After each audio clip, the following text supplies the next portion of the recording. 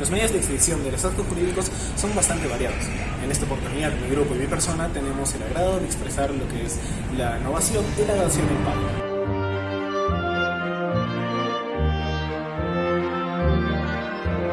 Hablemos primero de la novación. La novación viene del latín novare, que significa cambiar. Entonces, quiere decir que iniciamos con una obligación, la cual pasará a ser llamada obligación primitiva para dar nacimiento a una nueva, dejando sin efecto la anterior y creando una obligación totalmente nueva. Existen dos tipos de novación, una es la subjetiva y la otra es la objetiva. A continuación, mis compañeros explicarán más a fondo esto.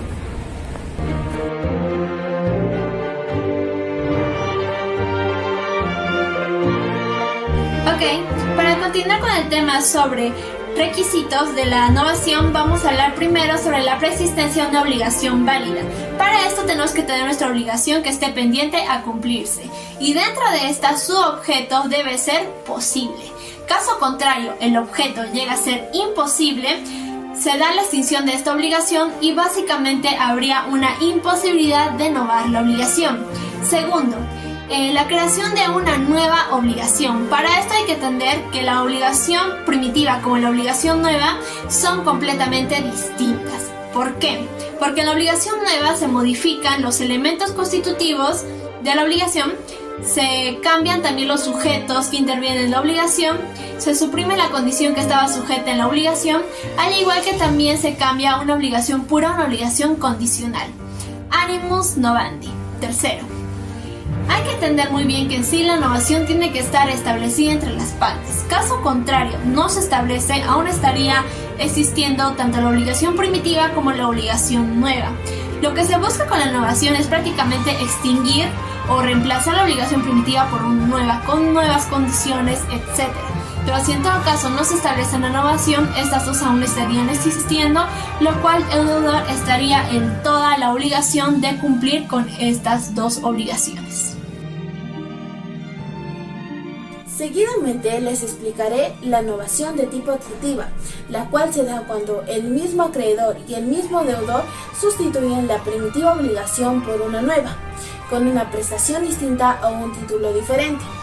Este concepto legal lo encontramos en el artículo 1278 del Código Civil. ¿Cuándo se da una prestación distinta?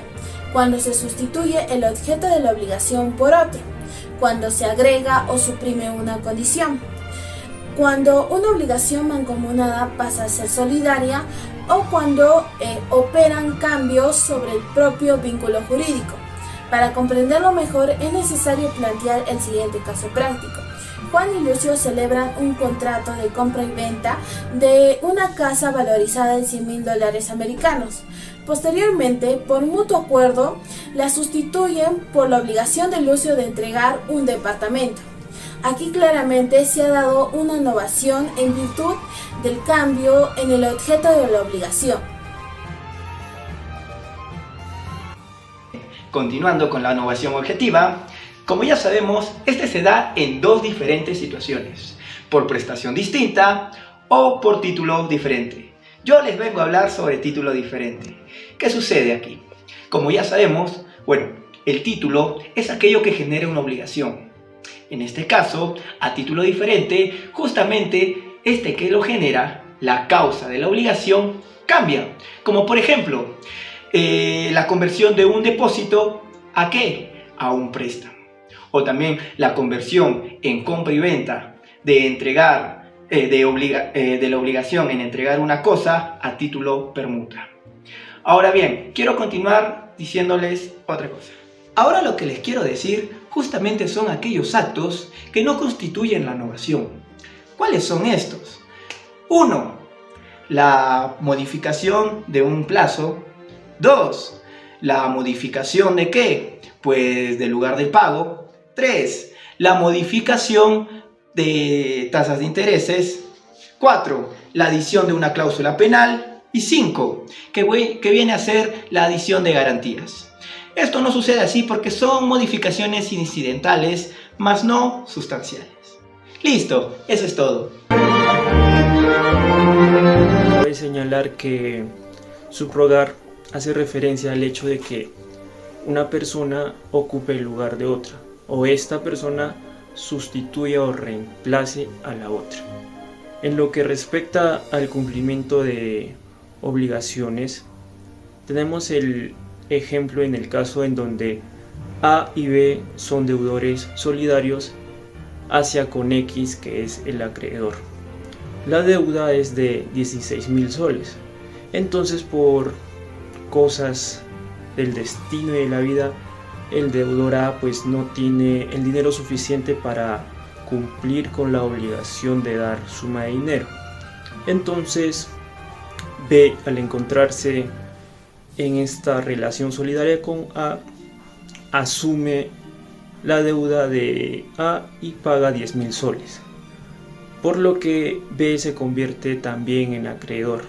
Es decir, que tanto X como B tienen la capacidad y la facultad de exigir el cumplimiento del pago hacia con A.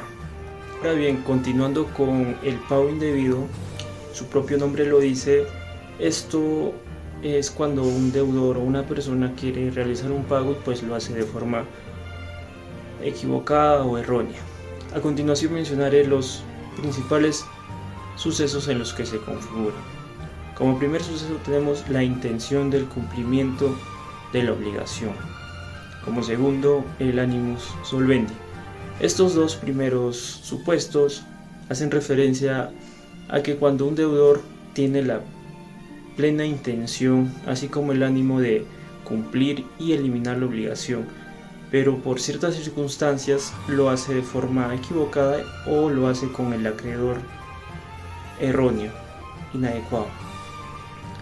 Continuando con el tercer supuesto, tenemos lo que es la inexistencia de la obligación, es decir, que la prestación no era debida, la deuda sigue vigente, es decir, que esta era de cargo, no era de quien la pagó, así como también no era de quien la recibió. Y como supuesto final tenemos al error de hecho o derecho de la persona de quien realiza el pago. Estos dos últimos supuestos aluden pues en pocas palabras al acreedor de mala fe. Y sabemos que cuando una persona actúa u obra de mala fe pues va a tener sanciones y consecuencias, las cuales están ya prescritas en la ley. De la novación mixta, y pongamos un ejemplo para esto. Juan le debe a María 3.000 soles. Juan será el deudor y María será la acreedora. Juan no cuenta con el dinero para pagarle a María, por lo que por mutuo acuerdo acuerdan que Juan le dará una lavadora a María en vez de los 3.000 soles. Pasado un tiempo, María se va de viaje y deja a su hermana Marta para que ésta reciba la lavadora. En este ejemplo podemos ver que hay novación objetiva y subjetiva. La objetiva se da porque hay una prestación distinta y la subjetiva se da porque hay un acreedor distinto. La intransmisibilidad. Esta nos dice que las garantías de una deuda novada no se van a transmitir a una nueva obligación generada. En la novación subjetiva hay una excepción según el artículo 1283 del Código Civil. Esta nos dice que el deudor debe declararse en quiebra antes de ejecutar la novación. Como ya se sabe, la novación, para que pueda darse, tiene que haber existido una obligación primitiva, la cual va a ser extinguida y va a ser sustituida por una nueva obligación. Pero las garantías de la obligación primitiva son transmitidas a la nueva obligación, pues no se transmiten las garantías. Excepto de un caso, que si fuera novación subjetiva, la cual el deudor, para que como tal se pueda dar garantías, tiene que haber declarado en que ha estado en estado de quiebra públicamente y antes de la novación.